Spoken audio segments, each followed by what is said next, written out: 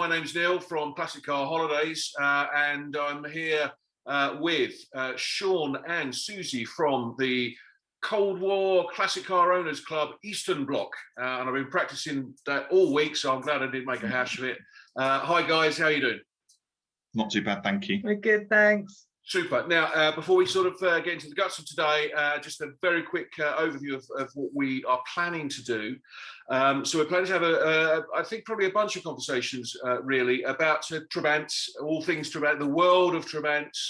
And today, because this is our sort of first, first discussion, today's going to be a little bit of an overview. We're just going to be scratching the surface. We're going to be covering lots of topics that we'll probably go into in greater detail on subsequent occasions.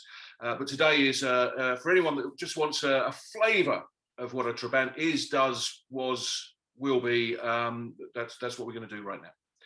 So just to sort of kick off, perhaps it would be a good idea to start with you guys. You know, how did you get involved with Trabant? You know, what's your sort of personal history, and you know, what was the initial appeal? I think we got our first Trabant in 2012. So I'd seen them in the 90s when they first came over to the UK. It was outside an art studio, really liked it. People said, you've got to be absolutely mad. It's a pile of rubbish. They didn't quite use those words, it's a bit more fruity. And then in 2012, we bought our first car, which we named Trevor, because every Trabant has to be named. And we sort of fell in love with them. And from there, it's just been an epic journey with not only Trabant, but other Eastern Bloc marks. And it's definitely I mean, they're hugely iconic, aren't they? They're instantly recognizable. Yeah, definitely. So everybody has that image of 1989 in November when the wall or the borders were first opened to the East Germans to go into West Germany. And the most iconic pictures are not only of people going through the border, but also Trabants and Wartburgs passing across. And in some respects, you know, they've become iconic for that very reason. They've now been seen as symbols of freedom, reunification of Germany. They're iconic in that way. And what isn't instantly obvious, you know, if you sort of see a Trabant at a distance, what isn't instantly obvious is it's also very quirky, isn't it? Yeah, definitely. It's a very quirky car. If you think about it, it's one of the world's first recycled cars. So if you go into the history of them and how they were manufactured, it was way ahead of its time. And you know, you only have to give it to mechanics of today, and they're quite surprised at how ahead of its time it was and how well engineered it was. But you know, German technology is really good, and so they're quirky with their looks, but they're also very quirky mechanically. Yeah, I mean, it might be an idea just to, because we will, of course, we'll cover the history of the Trabant in I'm sure we'll do it in great detail at some point. But it's probably worth just exploring, you know, a little bit about where the Trabi came from and why it is what it is. Yeah, so as most people probably know, the Cold War was quite a difficult time for everybody, but the East Germans paid quite heavily. So a lot of their manufacturing industrial capability was shipped over to the USSR. So they didn't really have access to materials like we did in the Western Hemisphere. So the Germans, the East Germans wanted to build a car. The Russians were not particularly keen on it. The only thing they'd really supplied them in quantity was cotton waste and resin. And that's how Duraplast came about. So Duraplast was an invention of the East Germans that the Soviets later claimed was their invention. But they were able to press this material and make body shells out of it and just have a metal chassis. So not much metal was used in the manufacture, and they developed their own car industry. So that started with the P50s, the P70s, and then went on in 1964 to become the P601, which is the most iconic looking of all the Trabants. And that stayed the same, apart from some minor modifications, right up until about 1990, 91. So when people talk about it being a cardboard car, or where it be, you know, made of paper mache or whatever it happens to be. That's what they're referencing, really, isn't it? It's this Duraplast stuff. That's where these rumours sort of emerge. Yeah, I was going to say, it's Susie will back us up on this when we do car shows and things that we hear. Yeah, we tend to sort of stand back and watch people walk around the cars, and they always tap the bonnet. They always do tap, tap, tap, because they think it's going to be made of cardboard. And the best one we ever heard was a man telling his son that it was made out of chicken wire. yeah. I guess I could picture. I've certainly had lots of people talk, you know, tell me that the Trabbies are you know, built out of cardboard. But Duraplast, it genuinely is a fairly long-lived product. Although it's sort of you know, from waste materials, it's very difficult to get rid of. I heard this rumor that if you saw a farmer's field with some pigs in it, that they're about the only way you can get rid of a Trabby shell. Is there any substance in that rumor? Yeah, well, it's interesting to say that. There is a video of pigs eating Trabant shells, and right. So yeah, they do. The pigs will eat anything, but they had a massive problem when the wall went down, because all of these Trabants flooded into West Germany. So you've got to remember, East Germans suddenly saw BMWs, Audis, quite remarkable Western cars compared to the Trabant. So a lot were abandoned.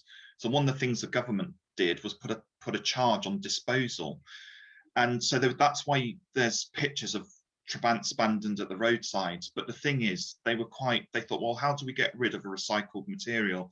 So they used it in road surfaces. They cut it up, and a lot of roads that you drive on in Germany are made, you know, have been laid with old Trabant bodies, because that's the only way they could recycle a recycled material. The Trabbies live on. So I mean, Susie, the fall of the Berlin Wall, those iconic images. At that time, the Trabant was far from an aspirational item. But would you say things have changed, or things have begun to change? Do we see the Trabby in a slightly different light now to how we might have done 10, 20, 30 years ago? I think we do, because originally when people first saw the Trabant in the West, they thought it was the worst car ever made, and you couldn't go anywhere without breaking down. But its quirkiness has brought it favour with people, and now it's actually seemed to be one of the top 500 cars. It's actually number 164 in the Top Gear book of the best cars ever made, and that's not bad for a little Trabant. Well, so, you know, certainly a little Trabant with the reputation that it has carried with it. But you know, we've talked about it being iconic. We've talked about it, you know, being a quirky vehicle, but it's also sort of pretty good fun to drive, right? It puts a smile on your face, surely. Otherwise, why would you have one? Well, definitely, yeah. You get behind the wheel of a Trabant and you can't do anything except smile, and that's probably because everybody's looking at you. Yeah, it's interesting. It's interesting to have sort of celebrity status from simply being a Trabant driver. So, Susie, you mentioned breaking down. I wonder whether you could just, again, maintenance might be something we cover in detail on another day, but maintaining a Trabby, difficult, easy? No, it's quite easy. I mean, as a woman, I'm not naturally mechanically minded, and I don't mean that women are naturally mechanically minded, but I'm not. I can start your heart again if you have a heart attack, but I would struggle a bit with the internal combustion engine. Yes, yeah. But I can do little roadside repairs on the Trabant. You normally keep a few spares in the boot if you need them. There's only 5 moving parts inside the engine, so how difficult can it be? You undo the little nuts at the front, and you can lift the engine out. It basically we've lifted engines out of our Trabants and worked on them. So Right. it's quite So useful. I actually read somewhere that a Trabi engine is 54 kilograms, which if you wanted to, if you wanted to pick that up off the floor right now, I mean, that you'd have to put some effort into it. But as far as engines go, that's not a lot, right? That's and when you lift the bonnet of a Trabi, there's not a great deal to see. No, they're very basic and simple, and the reason for it is because whereas we would have access to garages, a lot of East Germans didn't have access, so the cars had to be designed in such a way that they could be repaired either at the roadside or at home. So the design is quite ingenious, and like Susie said, there's two wing nuts at the front, grille comes off, you have really good access to the engine, and yeah, you can lift the engine out yourself and swap it over.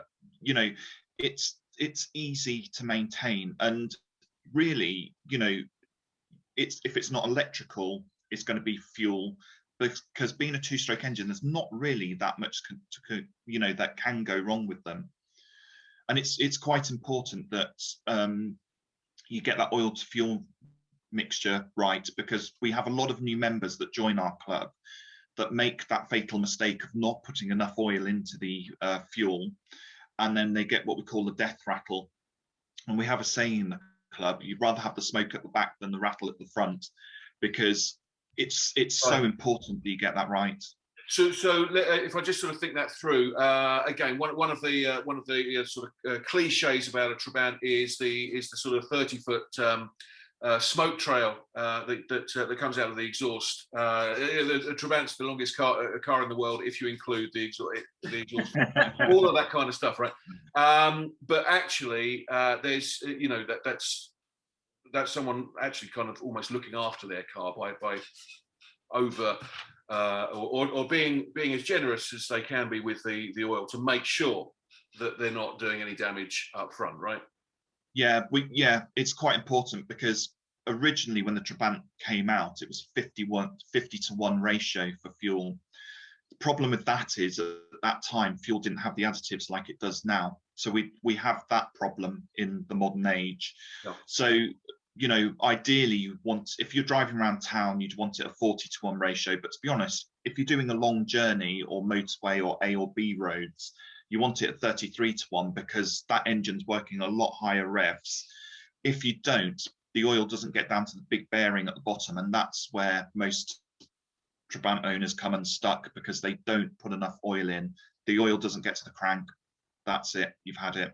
I must admit, we use closer to 50 to 1, generally speaking, and I'm hearing what you're saying, and thinking that we ought to. I have to have a conversation with the guys and make 1 or 2 adjustments. Now we just rustled the bush of celebrity status. But you guys, I think you get out and about quite a lot, don't you? Car shows and meets, and the whole business of turning people's heads when they see a Trabi. Just talk us through your sort of personal experiences of what happens at the weekends and how people react to Trabis. So most weekends, pre-COVID lockdowns, we would be at a car show, especially in the summer. We'd take 1 or 2 Trabants with us, and we'd arrive at a car show full of Jaguars and I don't know, other makes are available, and we park our little Trabants up, and they'll walk past all the smart cars, they'll walk past the Ferraris, and they'll come and look at the Trabants. And then the big reveal is opening up the bonnet so they can have a look at the engine. There's no room around the engine, because you've got all these men there going, "Ooh, yeah, look at that," and they're so impressed. It's like driving around in a fishbowl. So we drive into town where we live, and the tourists are there, and they're taking photographs as you go past. So if you like celebrity status and you want your photograph taken a lot, get a Trabant. So yes, okay. Message received loud and clear. It's a narcissist's dream, and yeah, well worth the investment.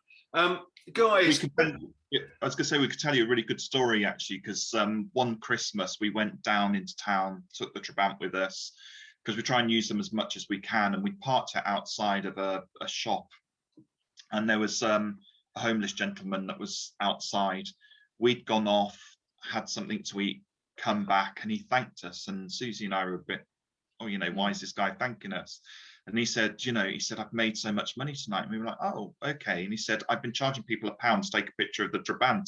And he was extremely happy. And it was just, we were like, fantastic. You can't knock his entrepreneurial spirit. I mean, that's pretty good.